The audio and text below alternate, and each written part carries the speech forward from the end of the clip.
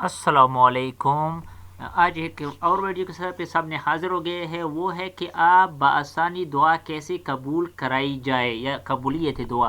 میں ایک short cut video لاتا ہوں، بالکل 1 منٹ یا 50 سیکنڈ تک آپ کے لیے بہترین چیز لاتا ہوں، تو وہ آپ آزمائے، اس کو تجربہ کر لے، تو آپ کو اس کو رزلٹ وغیرہ مل جائیں گے۔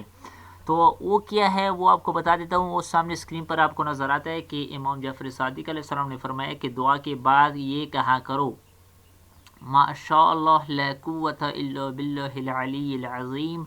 جس وقت بندہ اپنی دعا کو اس جملے پر ختم کرتا ہے تو اللہ تعالیٰ ارشاد فرماتا ہے کہ فرشتوں، میرے بندے نے دنیا سے رشتہ توڑ کر اپنے آپ کو میرے حوالے کر دیا ہے، لہٰذا اس کی حاجت کو پورا کر لو۔